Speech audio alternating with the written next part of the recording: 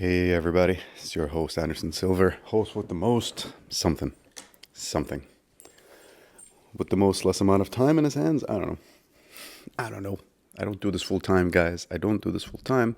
I try my best because I'm just trying to get some knowledge out there for other like-minded people to benefit from. This is not the solution to all your problems in the world or the solution to everyone's problems. It's just solutions to my problems. Things that made sense to me. Stoicism has saved my life on multiple occasions. And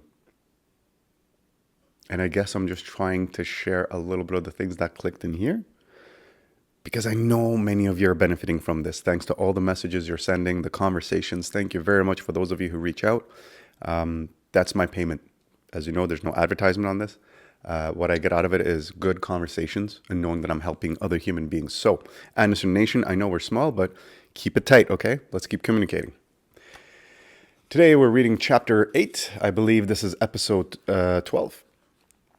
Even if it's not, we're reading chapter 8, guys. And the chapter is called There is No Fair or Unfair. Boy, this is something I wish I learned when I was younger. But all right, here we go. There is neither fair nor unfair. You are owed nothing. Your life is an infinitesimally small part of the vast universe. So to think you are owed a favorable outcome because you deserve it is ignorant and egocentric.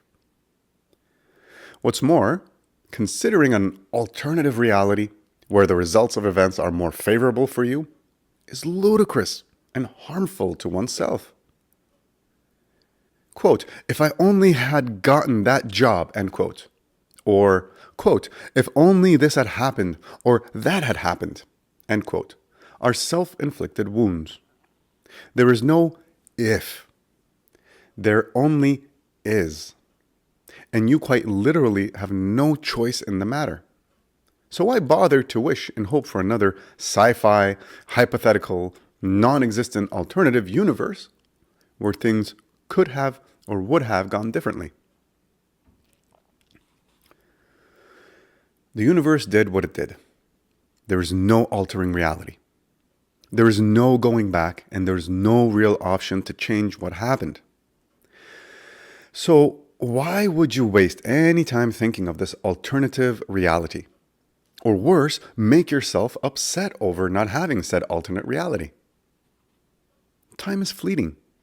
3 billion heartbeats. Tick-tock. Tick-tock.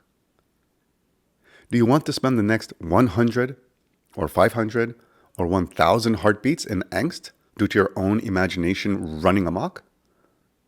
Angst that is caused 100% by your own doing, by thinking of an alternative reality where things were more, quote, fair. For you, that can never be. In the collection's Letter from a Stoic, Seneca tells his friend Lucilius about a harsh yet true consolation letter he sent to another friend of his, Marcia. Marcia was the daughter of a prominent historian, Aulus Cremutius Cordus. Hey, I know I might have mispronounced that, man. Stop laughing at me. Marcia had lost her son, Metilius, and her suffering became chronic, where she was still grieving after many years. He reminds her about her father's death, who she loved just as dearly as her son, and how she was at peace with his death after adequately mourning for a while. He pointed out that fate gives and takes life without question, and asked her, who are we to think one death is worse than the other? He tells her that children die all the time, and for her to grieve so much is due to her illusion that her child did not deserve to die, as he is more special than other children. Furthermore, there is no other reality where he might still be alive. There is simply this reality, and life is thus. It is as it is. He says it is normal to grieve after a death, as is the case with all deaths. However, to hold on to grief so long because it was the death of a child and not an elderly person was Marcia's own doing, and it was for no good reason. Quote, what madness this is, to punish oneself because one is unfortunate, and not to lessen, but to increase one's ills. For there is such a thing as self-restraint in grief also. End quote. Lucilius Annius Seneca. Memento mori. Remember death. Death, like birth and change, is in conformity with the universe. Therefore, to fear or try to reject something that is, 1, in conformity with the universe, and 2, absolutely inevitable, is ludicrous and self-inflicted. Too often you see what is good as normal and what is normal as bad. Take a moment to think about your situation. No matter how bad it is, there is always a way for it to get worse. Do you have your vision? Think about a scenario where you would be blind. Think about the difficulties of navigating your day-to-day life. Do you have both arms? Imagine a scenario where you are missing one or both arms. Think about the challenges of having to get through your days limbless. Do you have loved ones?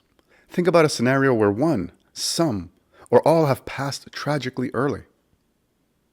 Go hungry for a day or two and imagine not having anything to eat for days on end on a regular basis. When you are so sad over your situation and think, "Why me?" or "So unfair," remind yourself that it is not the situation that is bad, as your situation is good compared to a worse situation. You see the situation as being bad simply because of your bad judgment of said situation. See the situation objectively instead, and see that regardless of its challenges, it is still a good situation compared to other worse ones. Quote, "Do not spoil what you have by desiring what you have not. Remember that what you now have was once among the things you only hoped for."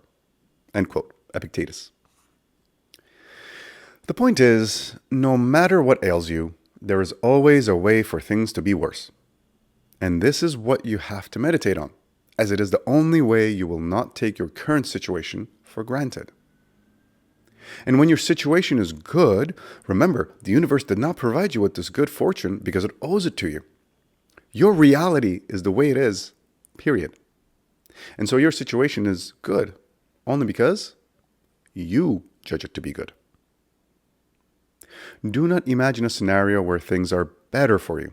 This is false, as that is a scenario that is not your current reality. Right now, you are here, as the way things are, and nothing can change that. So go the way things are and appreciate it. You do not need fate to give you good or bad things to manage your state of mind. Your judgment of events, good or bad, sets your mood. Quote, "Man is affected not by events, but by the views he takes of them." End quote. Epictetus. Oh, tea here.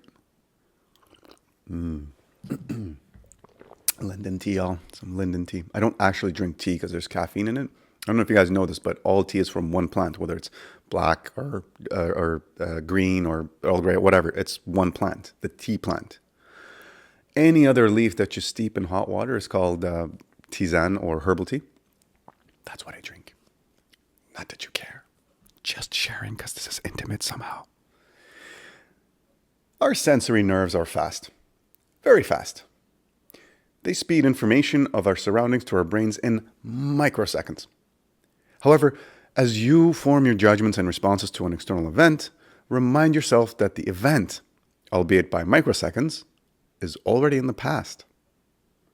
Whatever you are judging or responding to is inevitably always in the past, as we cannot observe something before it happens. Therefore, meditate on this and remind yourself that any and all judgments and responses you and you alone choose to make. Your rational mind does not want to respond in a prepackaged manner because something happened. Said event is in the past. To use a past event as an excuse to behave one way or another is a false justification for your future actions. You are you. Everything else in the universe is external to you. And your rational, ordinary mind wants to always be the good you, regardless of what happens around you. Go the way things are as opposed to getting upset over them. There is only the here and now. Amor Fati. Quote, "It is not what happens to you, but how you react to it that matters." End quote, Epictetus. No event, no person, no words, or nothing fate delivers deserves you to break good judgment and waste precious time being afflicted. If you do, it is literally your choice to do so. 3 billion heartbeats. Tick tock. How do you want to spend yours? In self-inflicted negative emotions, or just going the way things go? 3 billion finite heartbeats. Tick tock. But this is easier said than done, right? When you are calm and use your rational, ordinary mind, you agree with all this as it makes sense. But when emotions hit you, you simply cannot control yourself.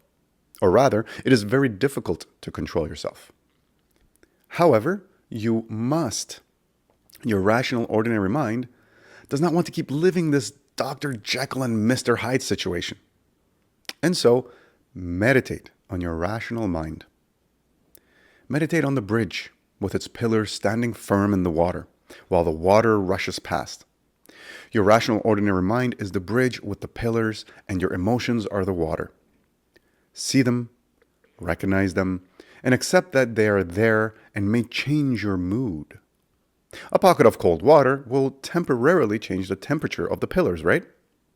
However, this pocket of cold water will pass, and the pillars will return to normal temperature. In the same way, emotions will pass, and your mood will return to normal. The important thing here is that your state of mind will not change. You will remain tranquil, and your rational, ordinary mind will remain firm in place, like the bridge and its pillars that remain solid as emotions and moods come and go. Write this down. Read it. Rewrite it and reread it. Sit in solitude, close your eyes, and think of it. Visualize the bridge and the flowing water. Through repetition and time, you will find more and more that emotions will be there without changing your physical or mental composition in any way. You will be able to remain you, the true you, with your rational, ordinary mind, regardless of circumstances. That's it, my friends. That's the end of the chapter, apparently. Wow, what a run. The next one is going to be chapter 9, Bad Coding. That one is about emotions, and that one is a big chunk of what leads into the next book, Your Duality Within. Now, I know Your Duality Within is a lot more popular with people who have read the trilogy. I know book number 2 is the book. However, most people, or rather half the books that are sold, are Your User's Manual. So I'm glad we're going to try and cover some of that in the first one. Look, you guys, life is shit. Everything is hard. Being a primate sucks. Emotions stink. But we're here. We're fucking here. Let's just do something good with it, huh? Instead of complaining and using our pain as an excuse to put more pain out in the world. Just take a deep breath.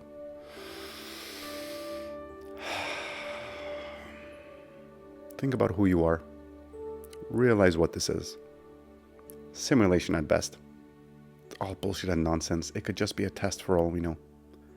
So make the right choices. Don't let your emotions that come out from your chest control what you do. Use your mind. Be you. I'm rooting for you. You guys have a good one. I'll talk to you next time.